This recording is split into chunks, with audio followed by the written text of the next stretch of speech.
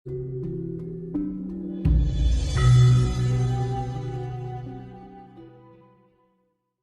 ini tentang ilmu Jawa Kasampurnan ini sudah semakin sempurna itu semenjak Simbah berada di tempat terakhir itu yang dari tahun 2015 sampai tahun 2025 ini. Dari 10 tahun itu ada di sebuah tempat di rumah saudaranya, itu Simbah membuat atau merumuskan ilmu Jawa Kasampurnan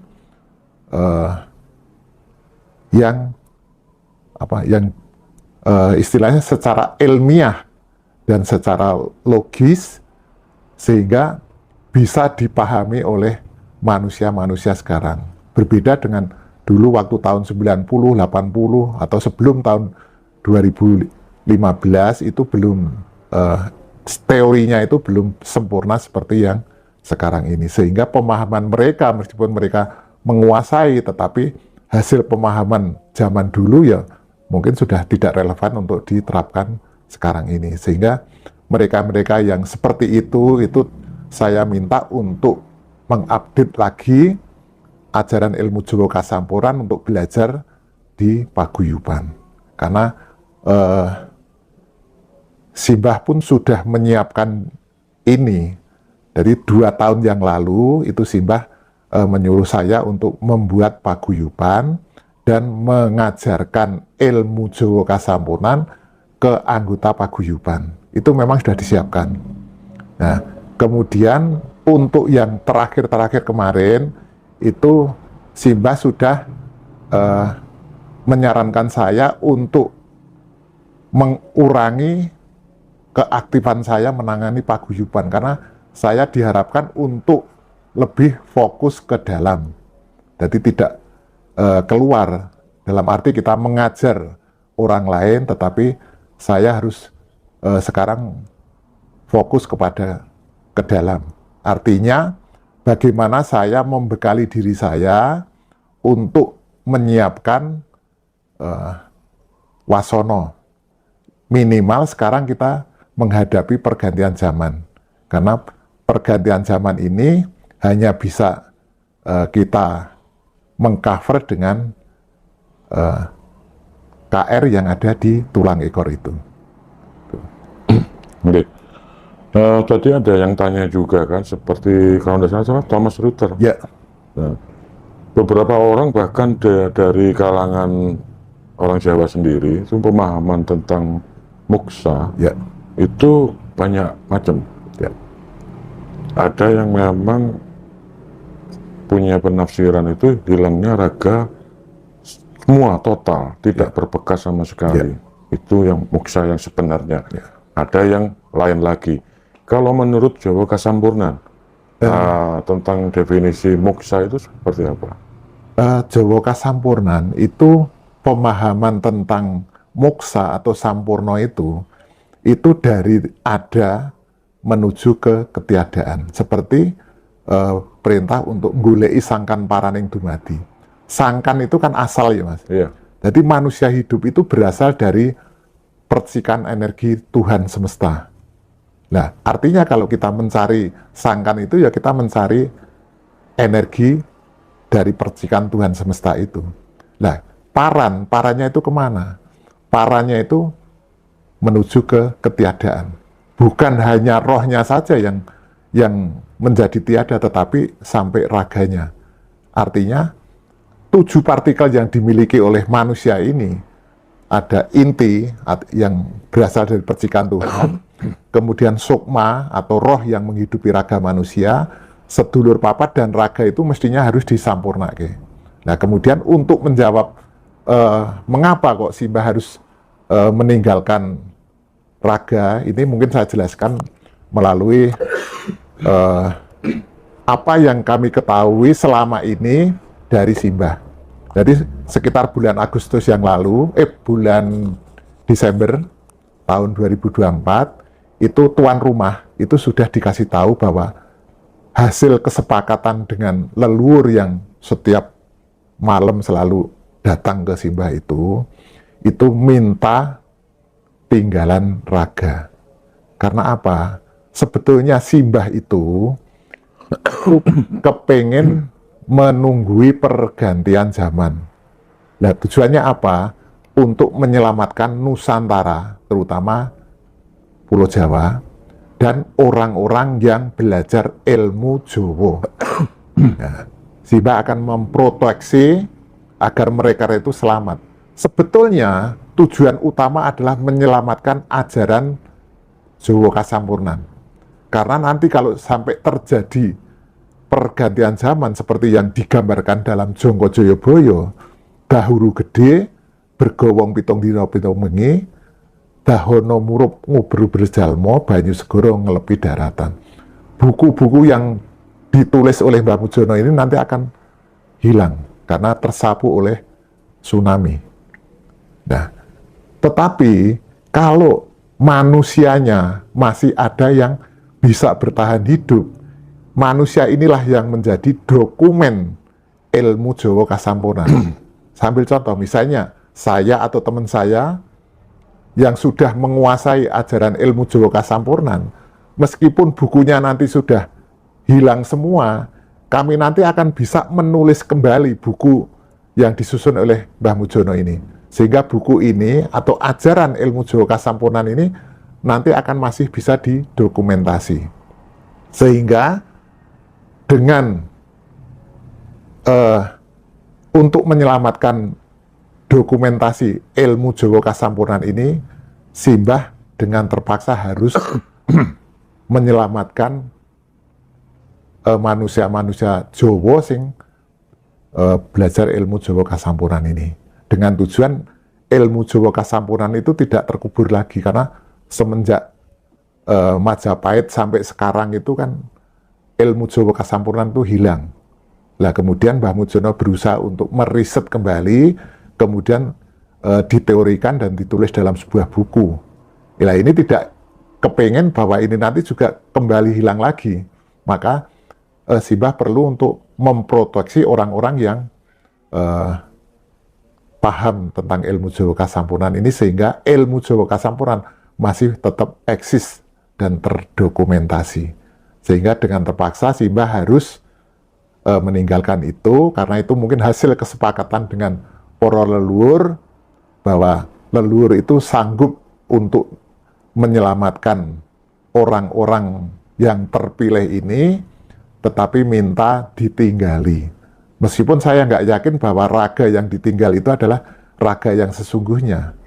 Bisa saja itu adalah hanya rogo cep. Jadi, barusan Pak Gun bilang kan ini keilmuan dari mulai semenjak kerajaan-kerajaan seperti Mojopahit sampai sekarang, bukan ya? Nah, untuk menjaga itu kan memang banyak sekali kan ya, berbagai macam ilmu, juga kondisi keadaan zaman yang istilahnya apa ya, serta-merta itu mempengaruhi beberapa ilmu Jawa itu sudah sepertinya luntur, mulai redup di tanah Jawa sendiri. Bahkan para mungkin kita sendiri, generasi kita, bahkan anak-anak kita sudah mulai tidak mengenal dengan ajaran Jawa itu. Saya ingin minta pendapat dari Pak Gun, kira-kira faktor apa yang menyebabkan hal itu, Pak Gun? Apakah itu murni dari kelalaian, kebodohan dari bangsa kita sendiri, atau memang ada faktor-faktor luar?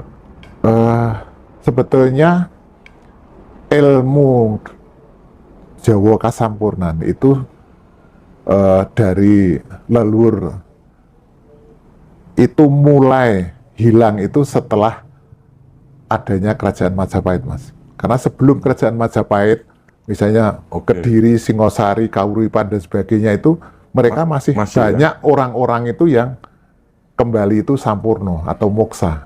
Tetapi setelah Eranya Majapahit, era Majapahit, dan itu lambang kerajaan saja. Waktu Kediri, Singosari itu kan Wisnu di atas Garuda. Wisnu itu siapa? Wisnu itu adalah partikel 7 kita. Garuda itu adalah KR, kendaraan dan reaktor jiwa yang ada di tulang ekor. Artinya KR itu sudah mencapai KR 7. Itu Wisnunya dihilangkan. Lambangnya adalah Garuda. Nah, Demikian juga setelah NKRI merdeka, kemudian para pendiri NKRI itu juga mengadopsi lambang negara Garuda itu untuk lambang negara Indonesia.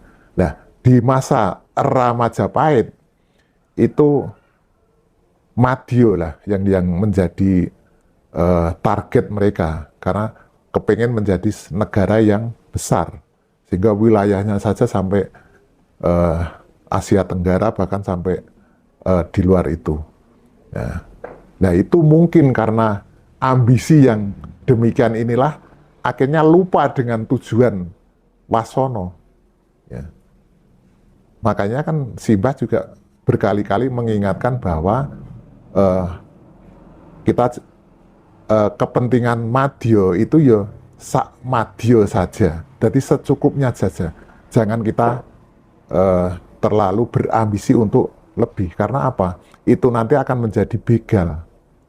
Jadi tujuan kita untuk bisa mencapai kepentingan Wasono itu terbegal dengan apa yang kita miliki di dunia alam madya ini.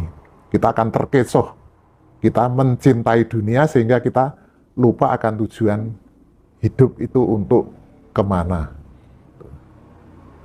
Makanya dari situ marilah kita terutama bagi teman-teman paguyuban yang kita sudah ditinggal oleh orang tua kita jangan merasa bersedih, susah, tetapi justru ini menjadi motivasi. Motivasi untuk apa? Kalau kita dulu, selagi Simbah masih ada, kita menjadi anak-anak yang manja. Karena apa-apa kita minta kepada orang tua dituruti. Dengan orang tua kita yang sudah tidak ada itu, marilah kita menjadi manusia yang dewasa dan bisa mandiri. Nah, dengan perginya Simbah ini, kami nanti akan mengajak kepada teman-teman itu untuk kita mulai untuk praktek. Karena selama ini kami sudah melakukan pertemuan sudah 14 kali. Ya. Itu baru sebatas kita belajar secara teori. Tetapi kita belum melakukan praktek. Dalam arti kita belum diskusi tentang praktek. Karena apa?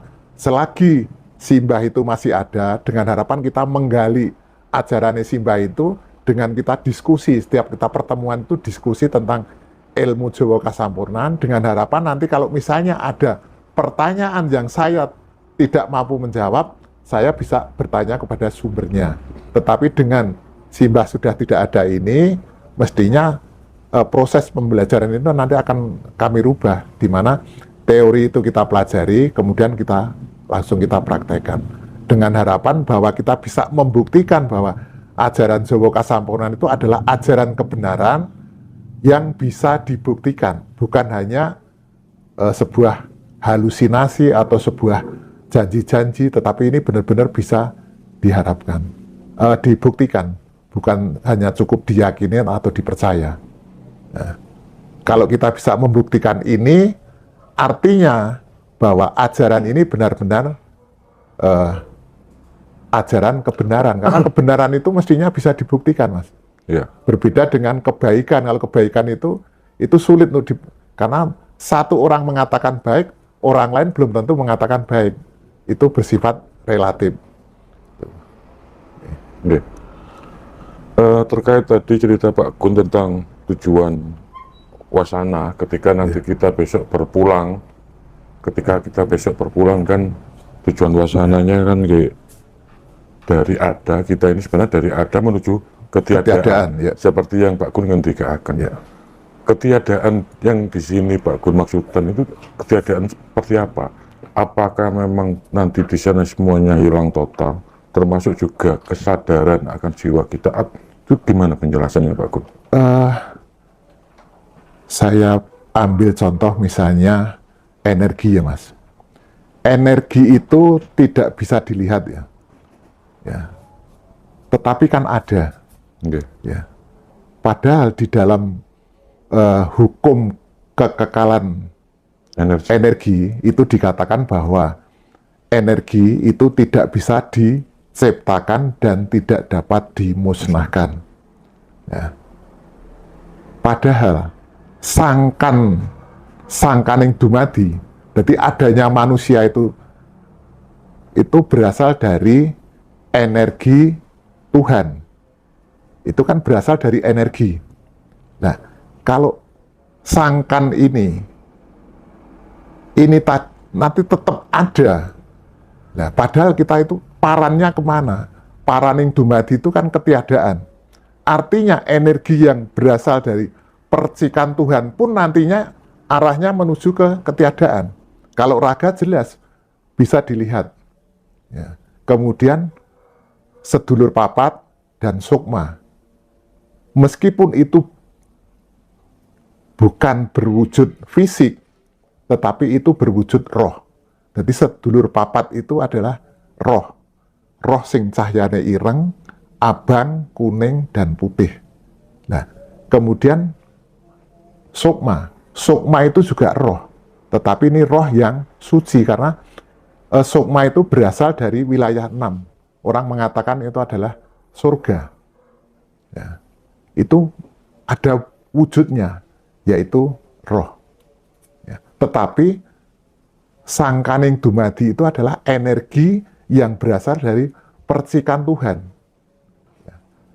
Ketujuh partikel yang ada di dalam manusia ini mestinya itu harus ditiadakan. Dari ada kemudian menuju ke tiada. Artinya energi yang berasal dari percikan Tuhan itu pun mestinya nanti menuju ke tiada. Ya, itu memang dengan hukum kekekalan energi ini kontradiksi, karena energi itu tidak bisa diciptakan dan tidak bisa dimusnahkan. Yeah. Tetapi dengan adanya hukum kekekalan atau hukum metafisika yang berlaku ini, dari ada menuju ke ketiadaan. Energi percikan Tuhan itu dari ada, kemudian ini pun ditiadakan. Itu artinya kan berbeda dengan hukum kekekalan energi. Nah, mestinya hukum kekekalan energi fisika satu ini tidak mutlak berlaku pada metafisika. Ya. Ini mestinya harus hukum relativitas kekekalan energi fisika satu. Tetapi ini tidak berlaku pada metafisika. Nah, artinya ya tiada itu ya dari ada menjadi tiada. Nah, kalau energinya itu kembali ke asalnya, itu kan artinya dari ada kembalinya ya masih ada. Padahal namanya moksa atau sampurno itu dari ada menjadi tiada. Karena ini hukum semesta itu yang berlaku seperti itu. Dulu sebelum ada semesta ini, dulu yang ada itu ketiadaan. Ya. Kemudian ada, dari tiada menjadi ada, itu proses alamnya. Ya. Ada yang pertama itu apa? Itu energi unlimited. Yang geraknya itu gerak sirkuler. Maaf, ini saya menyampaikan ini bukan hasil rekayasa pikiran saya, tetapi ini adalah hasil riset dari Mbah Mujono. Jadi saya hanya menyampaikan seperti ini. Jadi yang ada pertama itu adalah energi unlimited. Nah, karena gerak sirkuler itu akhirnya membentuk sebuah gumpalan atau sebuah titik yang sangat besar. Orang menyebut bahwa ini adalah Tuhan atau Tuhan semesta. Nah, apakah Tuhan itu menciptakan semesta? Itu bukan. Karena yang namanya mencipta itu adalah sebuah keinginan. Keinginan itu mestinya dimiliki oleh manusia yang punya otak. Sementara Tuhan semesta adalah energi. Dia tidak memiliki fisik, roh aja tidak. Ya. Dia tidak punya keinginan. Saya ibaratkan seperti energi listrik gitu ya. Ya. Maaf Pak, saya potong sebentar. Kalau memang Tuhan yang seperti Pak Gun gambarkan tidak punya keinginan, ya, yang awalnya memang dari kekosongan, tidak ada apapun itu yang ada di muka bumi ini, di alam semesta. Lantas seperti mungkin planet dan benda luar antariksa itu jadi dengan sendirinya, atau bagaimana penjelasannya? Saya katakan tadi bahwa Tuhan itu tidak punya keinginan, Iya, termasuk keinginan kepengen menciptakan semesta, iya, bumi, planet-planet yang Iya. lain. Itu tidak ada, karena seperti saya contohkan tadi, listrik itu ya. Listrik itu apakah dia punya keinginan? Kalau misalnya hari sudah gelap, kemudian dia pengen menyalakan lampu, itu kan enggak loh. Yang kepengen menyalakan lampu itu adalah manusia, karena manusia punya otak. iya. Itu tapi beda analogi yang Pak Gun sampaikan. Itu ada beberapa instrumen lain, seperti ada listrik dan ada manusia. Ya. Ketika awal penciptaan masih kosong, itu kan tidak ada apa-apa semuanya. Jadi apa ya, tidak ada unsur-unsur yang lain yang istilahnya berdiri waktu itu bersamaan dalam satu keadaan atau satu kondisi. Betul, Mas. Gitu. Jadi gini ya. Jadi Tuhan itu tidak memiliki keinginan. Tapi mengapa ada semesta? Oke. Itu karena Tuhan semesta itu memiliki daya, Mas. Oke. Dia tidak punya keinginan, tapi memiliki daya. Contohnya lagi matahari ya, Mas. Matahari itu punya daya. Punya panas, bisa menerangi, punya cahaya. Itu dayanya matahari. Apakah matahari itu punya keinginan? Wah, saya baru males untuk mengeluarkan panas. Kan nggak ada. Yeah. Itu secara alami. Demikian juga dengan adanya Tuhan semesta ini, dia memiliki daya atau kemampuan. Dengan adanya Tuhan semesta ini, kalau di dalam paguyuban Jawa Kasampurnan ini diistilahkan ini partikel 9 tuh ya. Nah, dia itu punya daya mengadakan. Kalau di dalam ajaran Hindu, dia adalah sebagai dewa Brahma. Brahma itu kan pencipta, tapi sebetulnya bukan pencipta. Adanya Brahma, maka kemudian ada ciptaan lah itu. Tapi bukan atas keinginan dia mencipta itu ya. Demikian juga ini dengan partikel 9 ini atau Tuhan semesta ini, adanya partikel 9, maka dia punya daya mengadakan. Ada partikel 9, maka ada semesta ini. Nah, mengapa ada makhluk hidup? Apakah Tuhan itu punya keinginan, wah aku tak menciptakan makhluk hidup? Enggak. Nah, adanya kehidupan ini itu karena adanya 9. Nah, ada itu oleh dayanya 9A sebagai Brahma bisa menghidupi itu karena adanya 9B.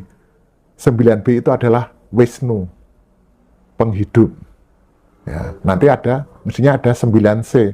9C itu siapa? Yaitu Wisnu atau Siwa ya. Itu perusak kalau dulu bahasanya, tapi itu dia punya daya nyampurnake. Tetapi ini berlaku di wilayah atau partikel 9, partikel 8, partikel 7. Makanya partikel 7 ini ya, yang berasal dari sangkan itu, pletiing Tuhan yang berada di wilayah 7, partikel 7 ini dia bisa mengadakan manusia. Sukma, sedulur putih, kuning, abang, ireng, dan raga. Itu oleh dayaning 7A atau Brahma level 7. Nah, mengapa kok manusia itu hidup? Karena apa? Itu dayanya 7B. 7B itu adalah Wisnu level 7. Nah, itu jadi hidup. Sehingga nanti kalau manusia itu mampu menjadi mampu menjadi siwa level 7, ya nanti manusia itu mampu untuk nyampurnake seluruh partikel-partikel yang ada, partikel batin dan partikel fisik ini. Iya. Ya.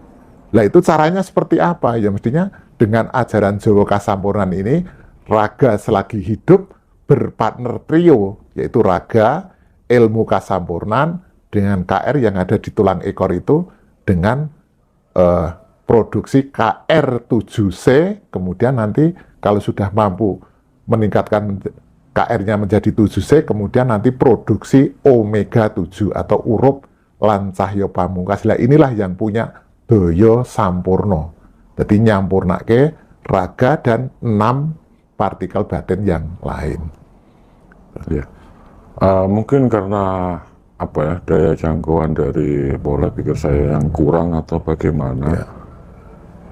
Karena yang saya pahami nih, kembali Ya. ke konteks yang tadi, masalah penciptaan. Kita mengadopsi ke mungkin salah satu agama ya, sepertinya Tuhan itu berkehendak, maha berkehendak, kudrat irodat. Ya. Terus di konsep Jawa ada ilmu Jawa, lebih tepatnya Jawa Kesampurnaan. Saya ingin bertanya mungkin manfaat secara nyata yang bisa dirasakan ketika seseorang, misalnya saya belajar ilmu Jawa Kesampurnaan, kira-kira apa hal dan manfaat yang saya rasakan? Tentunya dalam zaman yang sangat modern dan digital ini. Apakah masih relevan untuk belajar ilmu-ilmu yang dalam tanda petik kuno, deso ini? Monggo, silakan dibedah. Jadi ilmu Jawa Kasampurnaan itu bukan hanya mengajarkan tentang bagaimana kita nggoleki sangkan paraning dumadi ya, Mas. Karena kita tidak bisa memungkiri bahwa kita itu hidup di alam madya atau di duniawi ini kan kita juga memiliki kebutuhan-kebutuhan yang begitu banyak. Ya, makanya di dalam ilmu Jawa Kasampurnaan itu kita membutuhkan 2 pesawat batin. Ya, di mana pesawat itu kan definisinya itu kan alat untuk memudahkan melakukan usaha. Ya. Kalau KR jelas itu alat untuk memudahkan kita untuk menuju moksa. Itu dengan menggunakan pesawat KR yang ada di tulang ekor. Nah, demikian juga orang hidup di dunia itu kan juga butuh ya. Butuh usaha, misalnya keluarganya itu bisa tercukupi ekonominya, keluarganya itu biar sehat, keluarganya itu bisa nanti mendapatkan pendidikan yang baik, mendapatkan pekerjaan yang layak dan sebagainya. Nah itu di dalam ilmu Jawa Kasampurnaan pun juga ada mengajarkan tentang pesawat yang bisa digunakan untuk membantu kehidupan atau raga dalam menjalani kehidupan di duniawi ini, yaitu pesawat cipta. Nah, karena cipta itu memiliki banyak fungsi, yaitu multiguna dan multifungsi. Ya, ada magnetis cipta. Ya, magnet itu kan punya kemampuan daya tarik ya. Iya. Ya, misalnya kita butuh pekerjaan yang kita inginkan. Lah, kita mestinya dengan menggunakan pesawat cipta ini kita menarik simpati dari orang yang punya pekerjaan itu. Kita misalnya butuh uang. Nah, kita mestinya bisa menggunakan ini. Kita narik uang. Ya entah itu nanti dengan banyak cara. Misalnya kita diberi pekerjaan, kemudian kita mendapatkan upah uang, atau kita mendapat proyek, kemudian kita dapat uang, atau ada orang yang datang langsung ngasih uang. Nah, itu magnetis cipta. Kemudian okultis cipta. Okultis cipta ini pesawat cipta digunakan untuk kepentingan kesehatan. Misalnya kita sakit, kita bisa tanpa kita ke dokter atau kita ke rumah sakit, kita bisa menyembuhkan diri kita sendiri. Ya, padahal kita tahu bahwa biaya rumah sakit itu tidak murah. Mengapa kita tidak menggunakan pesawat cipta ini? Ya. Kemudian spirit cipta. Nah, spirit cipta ini mungkin kalau saat ini kegunaannya tidak begitu berguna, karena apa? Spirit cipta ini digunakan untuk memecah gitu ya. Kalau kita sudah mampu, misalnya ketemu dan murbo sedulur ireng, abang, kuning, putih atau sukma, nah kita di dalam kita melakukan perjalanan, kemudian kita dihadang oleh banyak orang. Nah, kita dengan kemampuan spirit cipta kita ini, saudara kita ini tadi, sedulur papat atau sukma ini kita pecah menjadi 50 atau 100. Nah, mereka mestinya kan mikir-mikir ya kalau mau menghadang kita. Misalnya dia jumlahnya 10, kita bisa mecah menjadi 50 orang. Nah, itu gunanya seperti itu. Kemudian yang kedua, hipnotis. Hipnotis itu mengubah. Jadi, misalnya kita melakukan perjalanan, kita kehabisan uang. Kita metik daun. Kita rubah menjadi uang. Nah, ini bisa untuk melakukan pembayaran. Misalnya kita kehabisan bensin atau kita mau mampir ke rumah makan. Dan ini pun juga uang itu bisa bertahan selamanya. Bukan nanti setelah kita tinggal itu uangnya kembali menjadi daun, itu artinya kita merugikan orang lain. Tetapi kalau hipnotis cipta kita itu sudah kuat, itu bisa. Ya. Contoh lagi, kalau misalnya zaman Mojopahit dulu, Pak. Jadi perangkat rumah tangga, perabot rumah tangga itu dulu itu banyak yang dari emas. Ya. Nah itu sebetulnya hasil dari hipnotis cipta. Batu dirubah menjadi emas, tanah dirubah jadi emas, bahkan tanpa bahan pun bisa dicipta emas. Maka dulu di kolam segaran itu yang di Mojokerto itu ya, itu kan banyak ditemukan alat-alat rumah tangga, misalnya piring, nampan dan sebagainya dari emas. Bahkan di sana orang menggali tanah untuk bikin bata merah itu menemukan barang-barang yang terbuat dari emas. Karena apa? Zaman Majapahit dulu orang itu kemampuan daya ciptanya itu tinggi sekali, Mas. Karena apa? Sebelum Majapahit itu orang fokus pada KR, mengolah kendaraan jiwa atau KR yang di tulang ekor. Tetapi setelah Majapahit, berdiri Majapahit, orang beralih kepada kasekten. Yang digunakan adalah pesawat batin yang berada di hati, yang namanya cipta. Nah, karena cipta itu kan fungsinya tadi ada banyak tadi, sehingga ini bikin apapun tanpa dengan menambang. Kalau sekarang kalau kita pengen mendapatkan emas kan kita melakukan penambangan ya, kita mengaduk-aduk bumi ini. Tetapi kalau dulu nggak perlu seperti itu. Karena apa? Kemampuan daya ciptanya tinggi sekali. Nah ini kan artinya bahwa kalau kita bisa membangkitkan kembali ya, kemampuan diri kita ini, terutama untuk cipta ini, ya apa yang tidak bisa kita raih. Ya. Wong kita misalnya sakit cukup dengan menggunakan pesawat cipta. Kita tidak perlu biaya rumah sakit atau dokter. Ya, kita butuh uang, tidak harus kita ngerampok atau kita itu nyari pekerjaan yang susah-susah. Kita bisa mendatangkan uang. Dan itu juga sudah kami buktikan. Ya, kami bangun pekarangan ini karena ini nanti kalau Simbah itu nanti, besok ini akan menjadi monumen dunia. Tinggalannya wong Jawa karena Buddha ninggali Borobudur, Hindu ini. Lah wong Jawa pun belum punya tinggalan. Lah itu mau ninggali bangunan sing bercorak Jawa, yaitu Joglo. Nah ini tahun 2024 kemarin saya juga diperintahkan untuk ngerampung ke pager ini ya, pager keliling. Padahal itu biayanya mungkin nggak kurang dari 0,5 M itu. Padahal saya nggak punya uang, saya nggak punya warisan orang tua, tapi faktanya dengan cipta ini kami bisa menyelesaikan ya sesuai dengan Simbah, pesan dari Simbah untuk tahun 2024 ini harus sudah selesai dan kami sudah membuktikan itu. Nah, padahal kalau dihitung ya kita heran, orang nggak punya uang kok kita mau bangun pagar yang nilainya ratusan juta. Tapi faktanya saya belum punya uang, saya sudah mulai mengerjakan ini. Iya. Nah orang tanya, lah udah dananya udah ada? Belum. Nah gimana? Cipta. Nanti uang akan datang sendiri. Nah itu terbukti. Ya. Jadi ketika tadi Pak Gun menceritakan seperti contohnya kita ngambil daun terus mungkin diotak-atik terus jadi uang. Ya.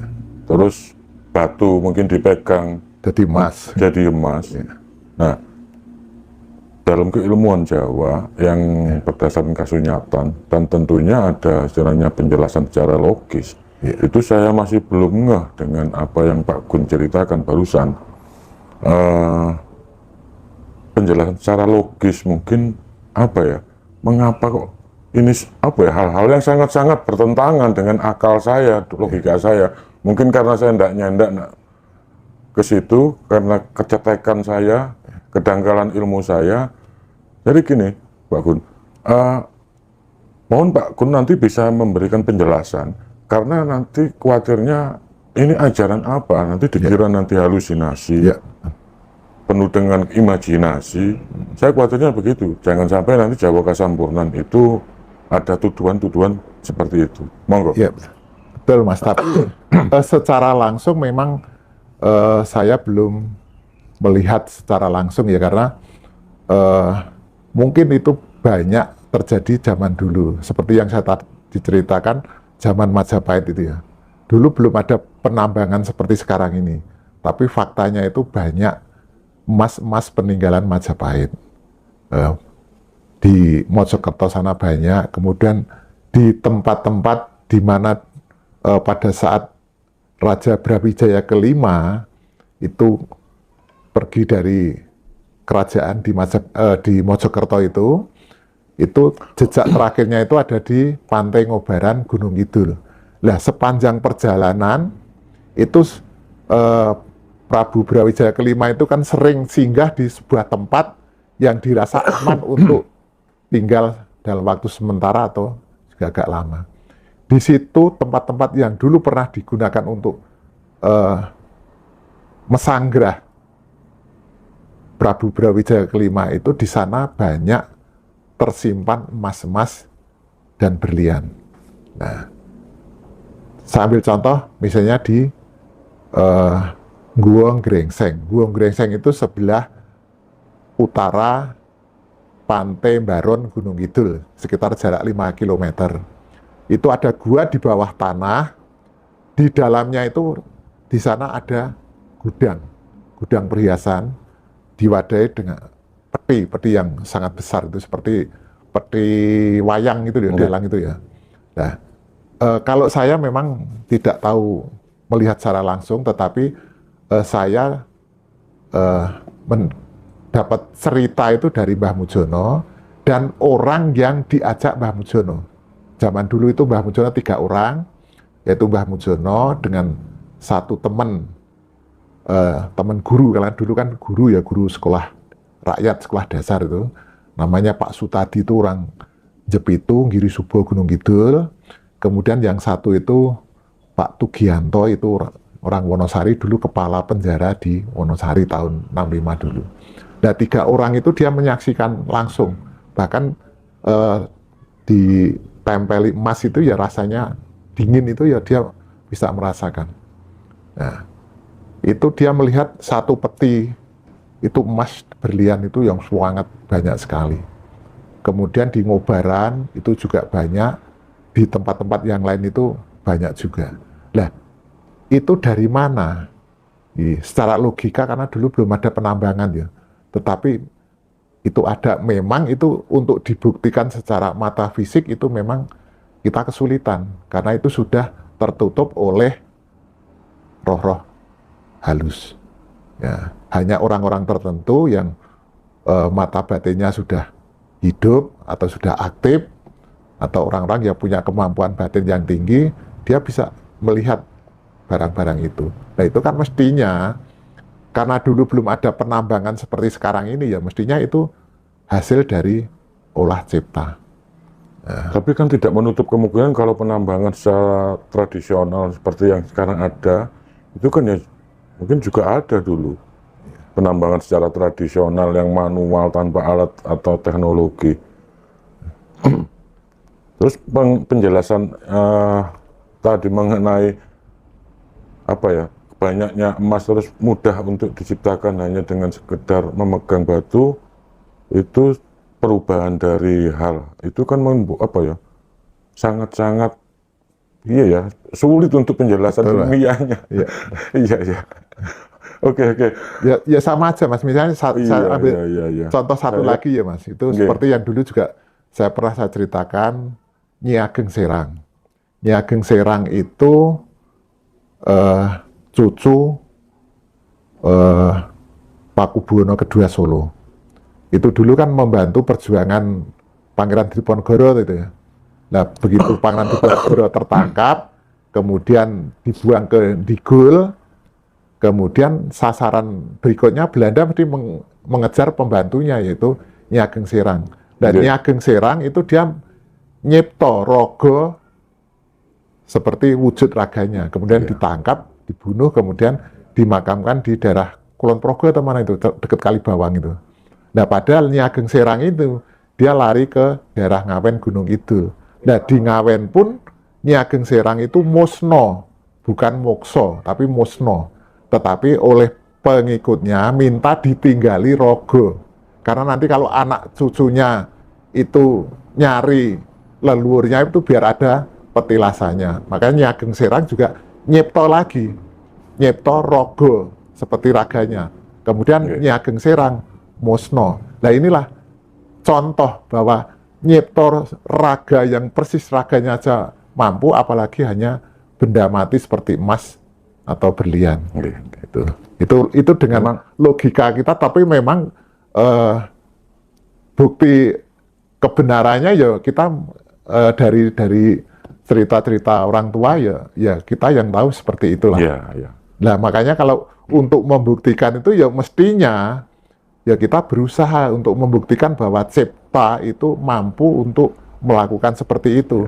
Dan itu juga saya sudah melakukan, Mas. Ya, misalnya kayak Magneti Cipta, kita narik rezeki misalnya. Ya faktanya saya mampu untuk melakukan seperti itu. Kemudian sakit. Saya sakit itu belum pernah, Mas. Saya itu ke dokter atau ke rumah sakit. Karena apa? Wong saya punya dokter sendiri. Saya menggunakan Cipta saya ini. Nah, akhirnya bisa sembuh. Karena kalau saya ke dokter, saya harus mengeluarkan biaya yang tidak sedikit. Mengapa tidak kita gunakan? Nah, inilah daya Cipta itu, kemampuannya kita bisa membuktikan seperti itu. Artinya, kalau hipnotis Cipta saya itu sudah kuat, saya mungkin nanti akan nyipto emas pun juga bisa. Itu logika gitu loh, Mas. Dari apa yang sudah kita buktikan ini, artinya itu pun juga bisa dibuktikan. Ada beberapa ilmuwan kuno itu memang dulu itu punya apa ya, pemikiran bahwa itu bisa diciptakan emas itu. Itu kalau tidak salah itu pelajaran alkemi. Jadi kimia yang di luar kimia yang ada sekarang, yang dikenal dengan masyarakat sekarang. Termasuk juga penjelasan metafisika itu sebenarnya bisa dijelaskan secara logis. Jadi hanya apa ya, biar nanti penonton itu tidak menangkap secara brutal ya. Jadi sedikit saya garis bawahi, memang ada keilmuan, mungkin bisa di searching itu, keilmuan alkemi itu. Nah, itu keilmuan, termasuk keilmuan kuno yang mempelajari tentang penciptaan emas. Memang bisa dibikin. Nah, oke. Untuk selanjutnya Pak Gun, terkait masalah keilmuan Jawa Kasampurnan, KR ini, kendaraan dan reaktor batin. Apa tanda-tanda seseorang itu yang istilahnya sudah apa ya, sudah aktif, sudah berjalan dengan bagus, anunya KR-nya paling tidak meskipun levelnya tidak tinggi-tinggi banget, ya paling tidak ya tengah-tengah lah, ya Sakmadyo itu. Mungkin ada ciri-ciri atau tanda-tanda bagi mereka yang sudah aktif itu. Ya, jadi banyak orang-orang yang halu, Mas. Nah, jadi makanya menganggap dirinya itu sudah bisa mencapai KR6, artinya sudah manunggaling kawulan Gusti itu. Bahkan ada juga yang mengaku sudah bisa mencapai KR7. Sudah bisa ketemu dengan percikan Tuhan, energi Tuhan, atau partikel 7 ini. Nah, tetapi, ya biarlah mereka itu mengaku seperti itu. Tetapi kalau saya tidak percaya, karena apa? Saya juga, di samping saya sekarang itu belajar secara teori, kami juga berusaha untuk praktek. Ya. Untuk mengaktifkan pesawat KR, itu terlebih dahulu kita mesti, yang kita lakukan adalah menambang energi ya. Menambang energi yang dimiliki oleh partikel-partikel batin itu, kemudian dimasukkan ke tabung bawah. Nah, indikator bahwa tabung bawah itu sudah terisi energi situ saja, belum ada, Mas. Jadi dari sekian orang yang belajar itu, faktanya belum ada yang mampu untuk menambang energi. Artinya, bagaimana mungkin KR-nya bisa hidup atau aktif kalau tabung energinya aja belum terisi? Karena untuk mengaktifkan pesawat KR ini kan mestinya kita dengan pernapasan susumna, kita menarik energi yang ada di tabung bawah ini dimasukkan ke dalam kendaraan atau KR. Kalau KR itu sudah terisi energi, mesti KR itu aktif. Sementara tabung bawahnya aja belum isi energi. Nah, artinya bisa saya katakan bahwa dunia ini belum ada satupun yang KR-nya aktif. Secara logika, Mas. Karena dari sekian orang yang belajar ilmu dari sedunia ini, iya, tidak ada satupun. Iya, karena ilmu Jawa Kasampurnan itu kan sumbernya dari Mbah Mujono. Orang-orang yang belajar ilmu Jawa Kasampurnan yang terwadai oleh paguyuban Jawa Kasampurnan ini, saya bisa melihat, bisa mengukur mereka. Ya, mengukur mereka bahwa KR-nya itu belum aktif. Saya yakin belum ada yang aktif. Karena Terus, apa? alat apa yang Pak Gun gunakan itu? Kok bisa membuat kesimpulan seperti itu? Ini satu dunia loh. Iya, ya karena tidak ada satupun. Karena ilmu yang mengajarkan tentang mengolah pesawat KR itu hanya ilmu Jawa Kasampurnan. Dan ilmu ini dirumuskan oleh Mbah Mujono. Dan ini dipelajari oleh orang-orang yang masuk di dalam paguyuban Jawa Kasampurnan ini. Nah, orang-orang yang belajar ilmu Mbah Mujono ini saja, faktanya belum ada indikasi bahwa tabung bawah itu sudah terisi energi, apalagi KR-nya sudah aktif. Kalau terisi energi itu kelihatan seperti apa? Ada, kan indikatornya kan ada. Kalau tabung bawah itu sudah terisi E2 atau energi yang dimiliki oleh partikel 2 atau sedulur ireng, nah, itu sudah masuk tabung bawah. Di saat kita melakukan perenungan, ngerenung ke sukma, maka getaran dari perenungan itu akan menggetarkan tabung bawah. Sehingga energi yang berada di tabung bawah itu akan memancarkan cahayanya. Nah, cahayanya mesti hitam. Maka raga ini akan terselimuti oleh cahaya hitam. Semakin hitam, semakin pekat. Faktanya, orang-orang yang belajar ini belum ada yang mampu seperti itu. Nah, apalagi mereka yang tidak belajar ilmu ini. Berarti apakah yang Pak Gun gunakan itu penglihatan secara kasat mata, secara doer, secara fisik mata ini, ketika melihat orang-orang tidak ada yang istilahnya bisa membudidayakan energi E2-nya, sehingga kelihatan nanti orang ini berselimutkan cahaya atau sinar yang hitam itu. Itu kelihatan secara fisik? Kelihatan secara fisik, Mas. Jadi saya ini kan diberi amanah oleh Mbah Mujono untuk membentuk sebuah paguyuban. Dan saya itu ditunjuk Mbah Mujono sebagai pembimbing. Kan ada 3 orang. Tetapi dari ketiganya itu kan Simbah masih berpesan bahwa nanti setiap pertemuan ini yang menjadi narasumber itu saya. Jangan yang lain karena mereka belum mampu. Itu kan artinya bahwa kemampuan mereka itu dalam tanda petik dibandingkan saya kan mestinya tidak di atas saya. Lah saya saja, pada saat kita melakukan penambangan energi, saya meditasi, melakukan pernapasan pingala, belum pernah ada tanda-tanda bahwa saya itu terselimuti oleh cahaya hitam itu. Artinya kan tabung bawah saya itu masih kosong energi. Lah, kalau tabung saya masih kosong energi, bagaimana mungkin KR saya masih sudah aktif? Mesti ya tetap masih pasif, masih KR 0. Itu logika seperti itu, Mas. Berarti metode yang diajarkan dalam menambang yang seperti Pak Gun jelaskan dari awal, kan diawali dari teori. Ya, Berarti selama ini teori yang Pak Gun pelajari itu masih belum bisa membuktikan.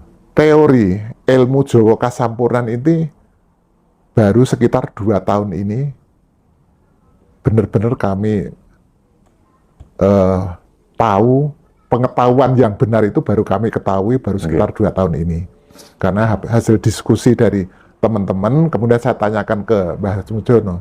Sebetulnya ajaran ilmu Jawa Kasampurnan itu sudah disampaikan Mbah Mujono semenjak tahun 80-90 sudah. Tetapi Mbah Mujono dulu ngasih wejangan itu, kalau mau mengaktifkan pesawat KR yang ada di tulang ekor, itu dengan cara pernapasan susumna, yaitu menarik energi dari tabung bawah, dimasukkan ke dalam pesawat KR yang ada di tulang ekor, kemudian KR-nya aktif dan digerakkan menuju ubun-ubun, karena kendaraan ini kan nanti akan difungsikan oleh sukma atau roh yang menghidupi raga kita ini. Nah, digerakkan ke ubun-ubun. Lah, sekian puluh tahun ini orang hanya melakukan pernapasan susumna, tetapi kita tidak tahu karena apa? Anggapannya itu tabung bawah itu sudah isi energi metafisik. Nah, kita melakukan pernapasan itu terus setiap malam, setiap saat. Ternyata yang kita tambang itu dari tabung bawah itu kosong energi. Maka Simbah sekarang mengatakan meditasio 50 tahun mospro. Karena apa? Tabung bawah itu kosong energi. Nah, mestinya terlebih dahulu kita menambang atau nabung dulu energi yang ada di wilayah batin ini, yang dimiliki oleh partikel-partikel batin ini, kita minta kemudian masuk ke tabung bawah. Lah kalau tabung bawah ini sudah isi energi dengan indikator yang ditentukan tadi, nek sudah isi E2 mesti nanti akan ada cahaya hitam. Pada saat kita melakukan perenungan, energi E2 yang ada di tabung bawah itu memancarkan cahaya hitam.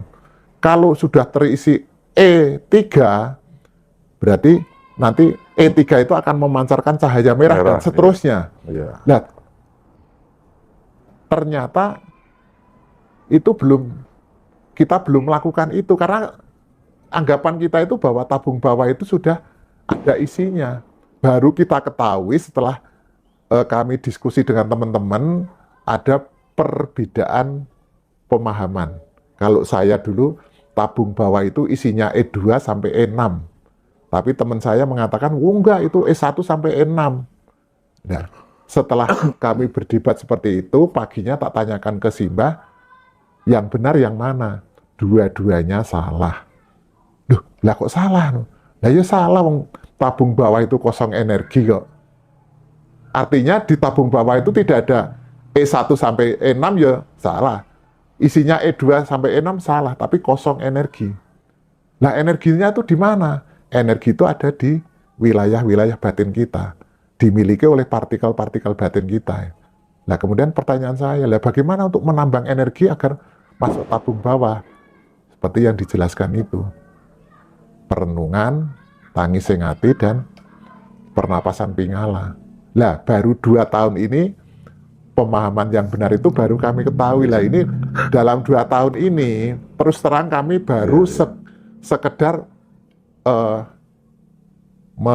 menggali teori, pengetahuannya saja dulu. Pengetahuan, kemudian kita tingkatkan pemahaman. Maka ilmu Jawa sejati itu kami lakukan pertemuan sampai 13 kali. Dengan harapan apa? Semua pengetahuan tentang ilmu Jawa sejati ini dikuasai. kemudian sampai benar-benar paham, maka kami ulang. Baru pertemuan yang ke-14 bulan Maret kemarin, baru kami tingkatkan untuk pembahasan ilmu Jawa Kasampurnan. Dan itu rencana akan kami lakukan 3 kali. Bulan Maret, kemudian bulan Mei, bulan depan ini, kemudian bulan Juli. Nah setelah itu nanti, kami akan melakukan 2 kali pertemuan lagi, yaitu pembahasan tentang teknis. Karena kita dari teori akan melakukan praktek itu, kalau tekniknya itu kita tidak ketahui, ya kita bingung, karena pernapasan Pingala itu bagaimana, pernapasan Susumna gimana, perenungan itu bagaimana kita bisa dari melakukan 40 hari 40 malam. Itu. Nah ibaratnya itu seperti termometer, seperti yang dulu pernah saya jelaskan. Termometer didekatkan ke api, baru naik sampai 50 derajat, kemudian dijauhkan lagi. Otomatis kan air raksa turun lagi. Kemudian didekatkan api lagi, baru naik 55, dijauhkan lagi, lah itu akan turun lagi. Ya mestinya kita dekatkan ke api, sehingga sampai air raksa itu menyentuh skala 100 derajat. Harusnya kan gitu. Demikian juga kita kalau mau melakukan gede periye itu, ya mestinya kita coba 3 hari, kemudian kita tingkatkan, kemudian seminggu, 2 minggu, 3 minggu, 4 minggu, kemudian 40 hari, mestinya kan ada progres ke sana. Gitu. Nah inilah teknik seperti ini nanti akan kami sampaikan di pertemuan paguyuban 2 kali aja, saya pikir cukup. Nah setelah itu baru nanti kita praktek, Mas. Jadi praktek kami tidak bisa perintah, itu sudah kewajiban dari masing-masing. Dan nanti setiap pertemuan berikutnya itu kita sharing tentang hasil atau pengalaman praktek kita mendapatkan apa. Nah dengan harapan bahwa nanti kita yang sudah punya pengalaman lebih, kita nanti bisa memberikan motivasi atau pengarahan kepada mereka yang pengalamannya masih rendah. Nah, terkait yang pelatihan pernafasan, ya. Susumna yang jenengan ngendika wau, tidak menutup kemungkinan kan ada pernafasan yang mungkin hampir sama, cuman mungkin hanya beda istilah. Ya. Seperti pernafasan Qi mungkin ya. Terus pernafasan apa, pernafasan segitiga, pernafasan apa, itu kan memang banyak macam yang ada. Terus seperti yang jenengan ngendika wau, bahwa tidak ada tabung yang terisi, bahkan seluruh dunia. Nah, ketika jenengan tidak ketemu, itu kan bukan berarti tidak ada. Mungkin ada tapi kita yang nggak tahu karena kita belum ketemu. Karena dunia ini juga ya besar. Dan keilmuan Tuhan itu juga ya bermacam-macam keilmuan yang ada ini. Cuman mungkin beda konsep, beda istilah saja. Jadi apalagi yang kalau membawa nama Jawa ya, Jawa Kasampurnan ini, biar nanti tidak menganggap Jawa ini kok paling benar iya di sini, sehingga nanti mengkerdilkan keilmuan yang lainnya. Bahkan mungkin di Nusantara dan sebagainya, belahan dunia, dari Cina, dari Mesir, dari manapun itu. Langsung toh Pak Kun. Itu benar juga Mas, tapi saya juga tidak lepas dari menganalisa fenomena yang ada ini Mas. Jadi di luar kita itu ternyata banyak orang itu yang mata batinnya udah hidup. Nah, kemudian ciptanya juga udah kuat.